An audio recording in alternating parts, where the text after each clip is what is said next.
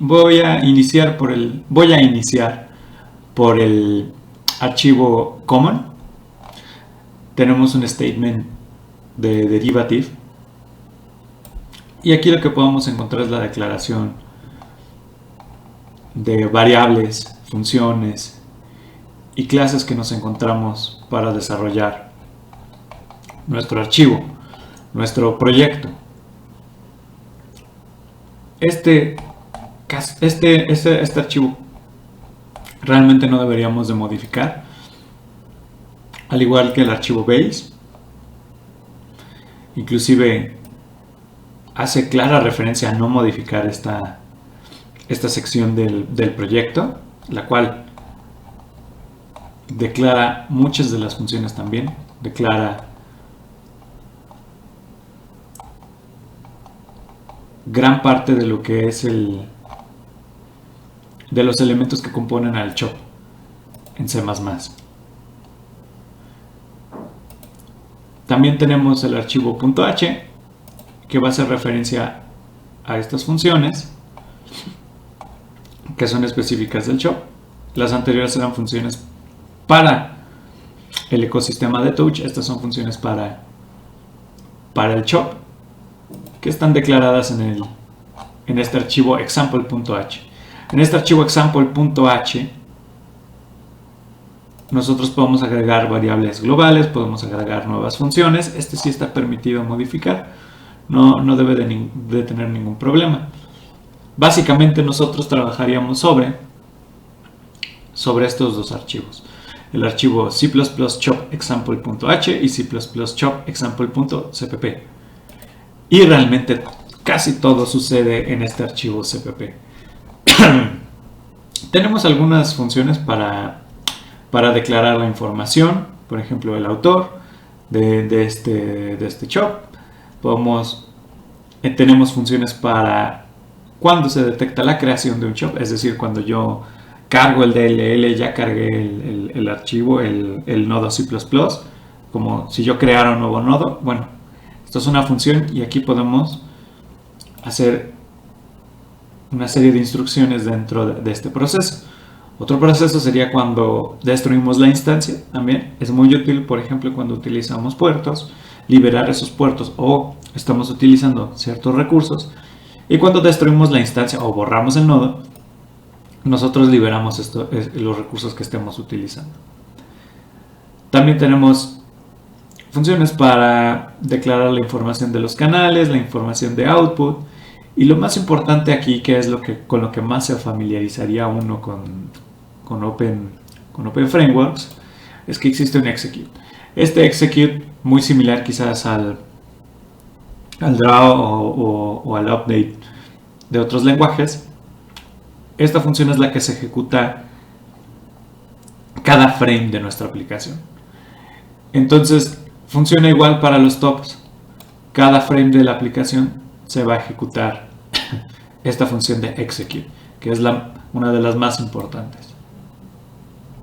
En este ejemplo,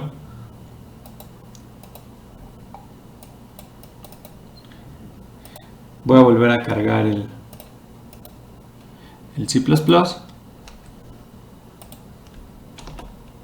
No está guardado.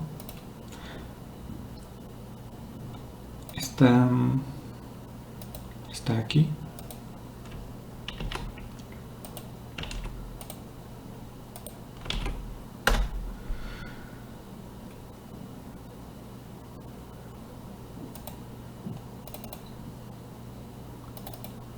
Vamos a cargar el archivo del chop.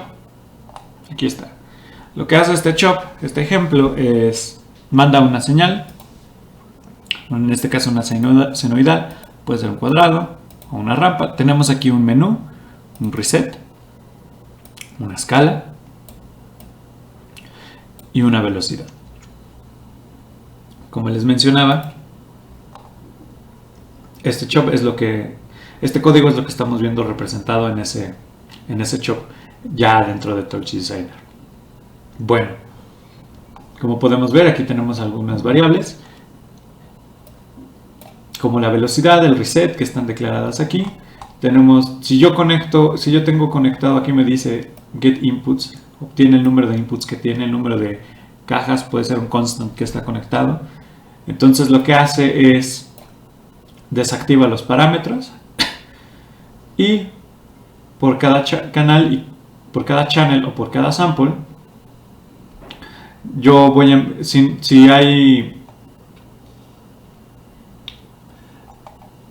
más de un input conectado, entonces lo que yo voy a hacer es pasar el valor del input al valor de la salida, que es lo que está escrito en estas piezas de código, multiplicado por una escala. Por otro lado, si no tenemos nada conectado, que es el caso que estamos viendo, activa la velocidad, activa el reset y de acuerdo al menú que tengamos, a la forma, va a obtener si es seno, si es cuadrado, va a tener una función distinta. Y finalmente, lo que va a hacer es pasar a cada pasar los samples, o sea, como un solo canal, aplicando la función aplicando un step, va a aplicar la función que hayamos decidido. Vamos a verlo cómo funciona más detenidamente. Si yo, por ejemplo, conecto un constant,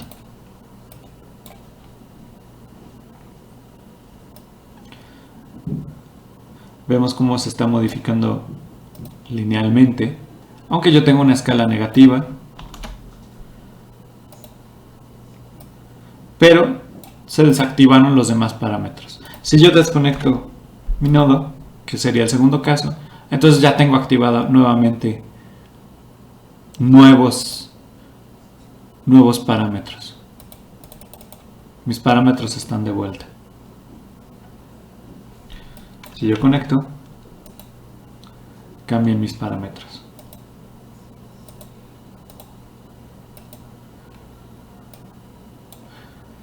De hecho, me imagino que no tiene la opción de reactivar, pero eso lo podemos resolver. Nos reactiva nuevamente el menú de Shape. Este es un detallito en el ejemplo. Ahora, vamos a ver cómo funciona la ventana de debug, que era lo que les comentaba, súper importante. Para eso, en vez de utilizar printf, que es usualmente una línea muy común para imprimir información en consola o en nuestro programa, lo que nosotros vamos a utilizar en este caso, yo voy a imprimir la escala y para eso tengo que escribir std count y colocamos en este caso la variable y también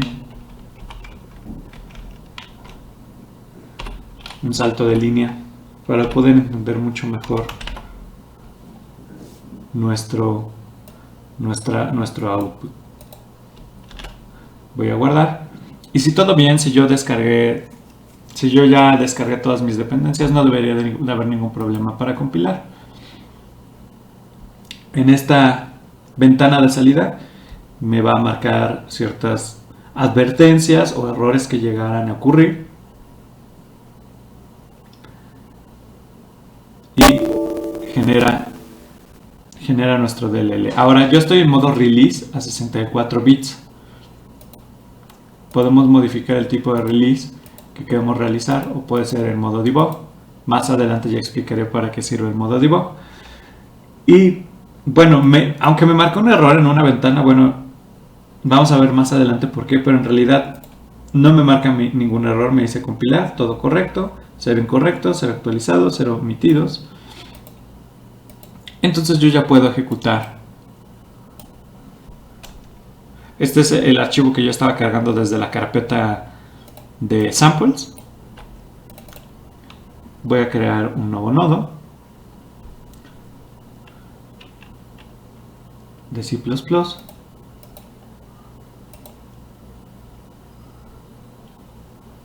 Este archivo yo lo generé en el escritorio. y tenemos una carpeta que ya nos apareció la carpeta release. Nos entramos, ingresamos a la carpeta release y adentro ya tenemos nuestro archivo .dll. Si ponemos atención, ya nos está imprimiendo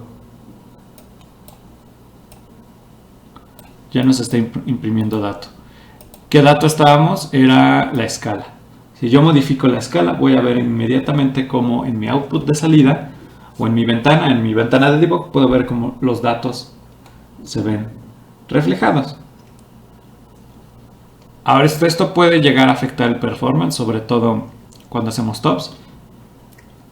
Puede causarnos una serie de procesos que son innecesarios, pero a la hora de hacer debugging es muy importante, es muy interesante. Pero también es, una vez que ya hacemos el release o ya estamos en el equipo donde va a estar funcionando el sistema, quitar esta opción, la variable global, y quitar todos los counts que nosotros llegáramos a utilizar, sobre todo para que no se consuman recursos innecesarios. Bien, vamos a hacer un ejemplo más.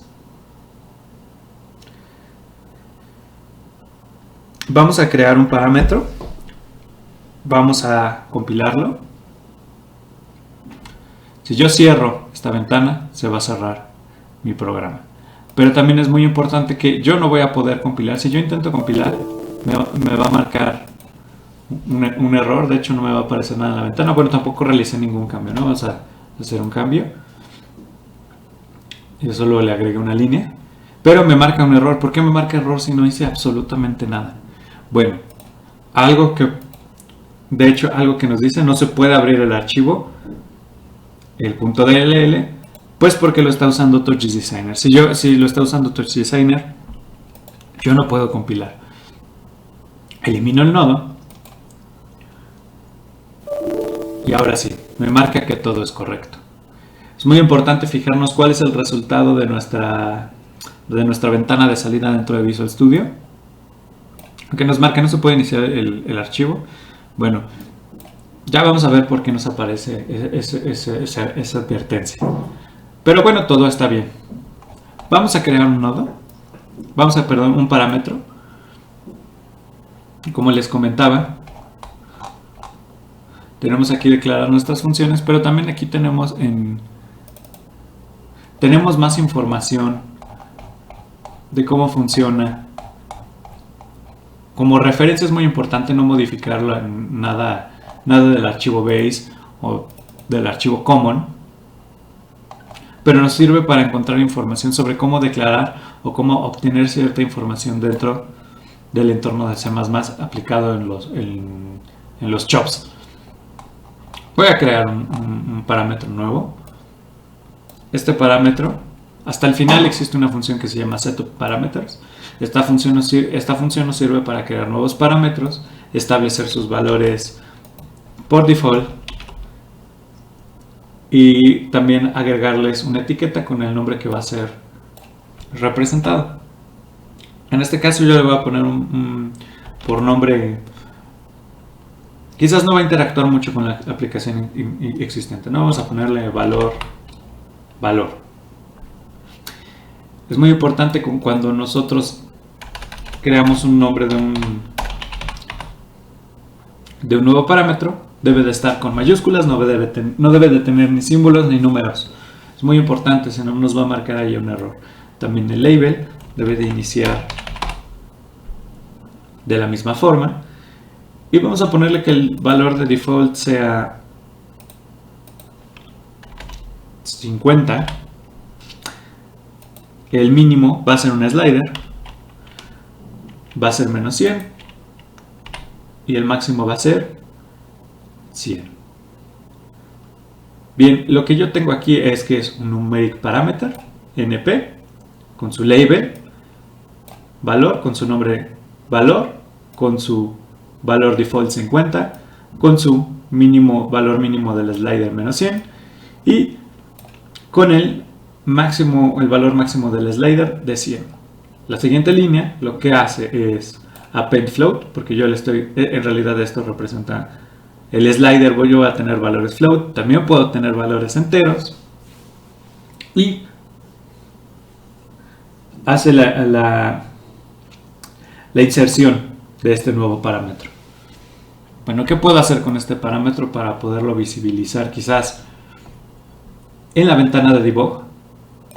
Bueno, esta línea lo que hace es que obtiene el parámetro scale, lo guarda en una variable. Yo voy a hacer lo mismo. En el caso de que fuera un entero, pues tendré que declarar un entero. La variable se va a llamar valor y va a obtener el parámetro valor. Regresándome un poco a la declaración de parámetros, yo también puedo declarar un string para crear un menú, o puedo crear un string para que mi input sea una cadena de texto, ya sea un nodo, la descripción de un nodo, o por ejemplo puedo tener un entero para tener como string un puerto o una dirección IP, o puede ser el valor de entrada de una lista de sensores que yo tenga. Por ejemplo, si no existe la integración con muchos sensores para un componente electrónico que quizás no está integrado en Touch y yo necesito identificar qué dispositivo es el que quiero conectar, si hay distintos, pues bueno, a través de un menú yo puedo crear un menú, tener desplegados los nombres o identificadores de mis sensores y con esto seleccionar cada uno independientemente. También puedo crear valores, un pulso, que es para crear el reset, donde puedo encontrar más información sobre esto. Bueno, en el archivo common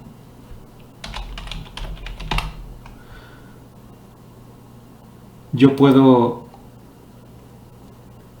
buscar más información acerca de estos parámetros, qué tipo de valores. También me sirven los demás ejemplos que están en la carpeta samples para encontrar cómo declarar un valor en específico o tipo de input que yo vaya a requerir.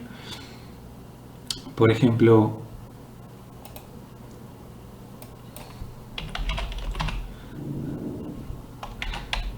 aquí tenemos qué podemos hacer append, por ejemplo un float a un entero, XY, XYZ, V, RGB, un toggle, un pulso, string, file, folder, etc. Podemos dar un chop, un top a un objeto. Esto es bien interesante porque entonces podríamos pensar en crear un nodo custom híbrido que le podamos ingresar más de una familia de nodos. Podríamos ingresarle como input un chop, podemos tener también un input un top, y bueno, o sea, podemos crear cosas bastante interesantes con este scope. Finalmente tenía mi valor regreso, mi valor de escala ya imprimiendo. Ahora lo que yo quiero es imprimir el valor de mi parámetro. Bueno, igual no fue muy buena idea nombrarlo así, de mi parámetro valor. Si yo compilo el programa, esperamos que nos arroje el resultado, nos dice que todo es correcto. Vamos a Touch Designer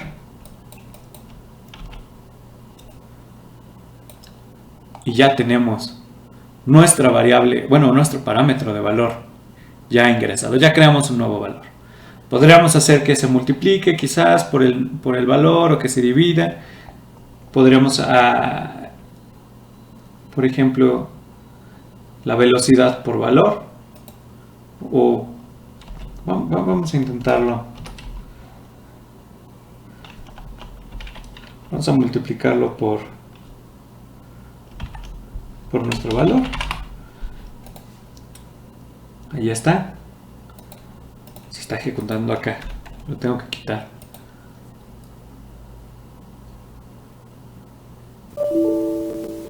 Todo ok.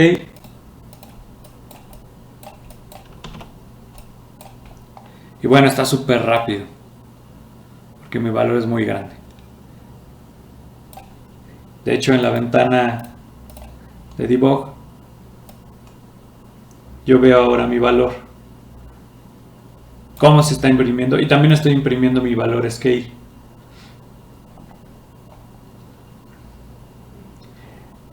Más bien se quedó pegado el valor de scale ahí. En fin, esta es una introducción de cómo podemos utilizar el entorno. Ahora vamos a ver también cómo utilizar las herramientas de debugging de Visual Studio con Touch Designer.